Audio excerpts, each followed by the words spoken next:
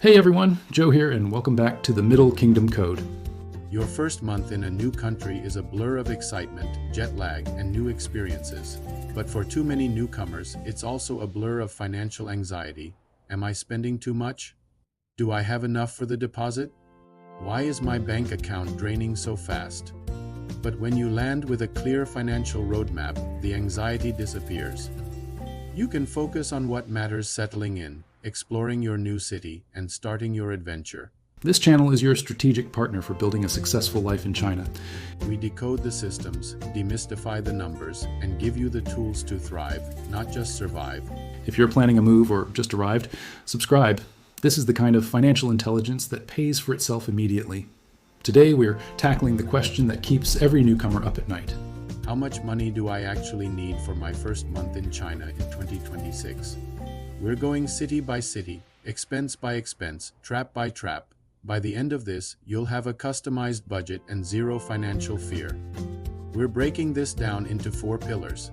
The big 3 upfront costs, monthly living expenses by city, the hidden first month traps, and your 2026 cash reserve formula. Let's start with Pillar 1, the big 3 upfront costs. Before you spend a single yuan on daily life, you'll face 3 major lump sum payments. This is where most people underestimate. Number 1 is housing, the 4-month wall.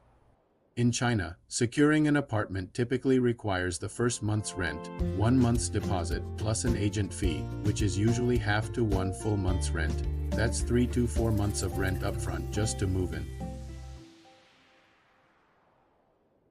Your move-in cost would be 28,000 yuan. In Shanghai, a similar apartment is about 5,100, making the move-in cost 20,400 yuan.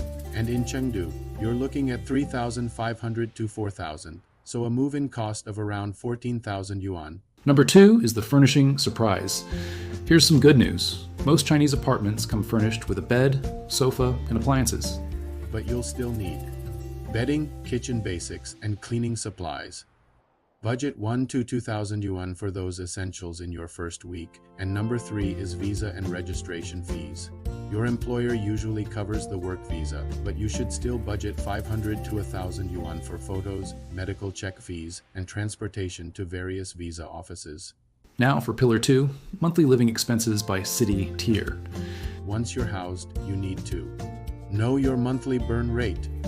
China's cities are divided into tiers, and your lifestyle choices make a huge difference. In Tier 1 cities like Beijing, Shanghai, Shenzhen, and Guangzhou, a single person's monthly costs, excluding rent, average 3,500 to 4,500 yuan. That breaks down to about 1,500 to 2,000 for food, 3 to 400 for transportation, 5 to 600 for utilities and internet, and 800 to 1,200 for entertainment. Total with rent included, you're looking at 7,500 to 9,500 per month. In Tier 2, cities like Chengdu, Hangzhou, or Qingdao, monthly costs excluding rent drop to 2,800 to 3,500 yuan. With rent, expect a total of 5,500 to 7,000 monthly. And in Tier 3 cities, you can live well on 4,500 to 5,500 total per month. Rent in city centers might be 2,500 to 3,500, and everything else is proportionally cheaper. Next up, Pillar 3, the hidden first month traps.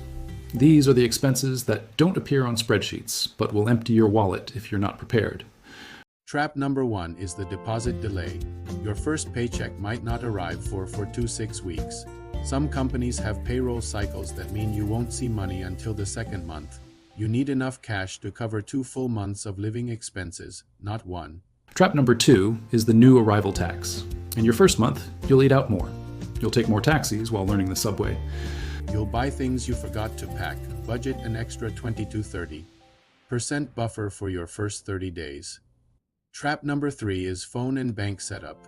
Getting a Chinese SIM card requires putting money on it immediately, and opening a bank account might require an initial deposit. Budget 500 yuan for these setup costs. And trap 4, winter is coming. If you arrive in winter, especially in northern cities, your first utility bill will include heating. Factor in an extra 200 to 300 yuan for that.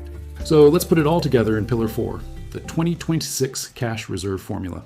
For Tier 1 cities like Beijing or Shanghai, you'll need your housing move-in cost of 20 to 28,000 yuan, plus your first month's living expenses, a second month buffer, and an emergency cushion. That brings the total recommended cash reserve to between 40,000 and 52,000 yuan, or about 5,500 to 7,200 US dollars. For Tier 2 cities like Chengdu or Hangzhou, the housing move-in is lower, around 14 to 18,000 yuan. Add in your living costs and buffers, and the total recommended reserve is 28,000 to 35,000 yuan, which is about 3,800 to 4,800 US dollars. For Tier 3 cities, you can land safely with 20 to 25,000 yuan. The golden rule for 2026 is simple. Bring more than you think you need. China is incredibly affordable once you're settled, but the entry ramp has real costs. Having a cushion isn't being pessimistic, it's being professional. And one more thing, here's how to save money immediately. Eat local, not imported. Local restaurants charge 20 to 35 yuan for a meal, while Western food can double that. Use the subway, not taxis.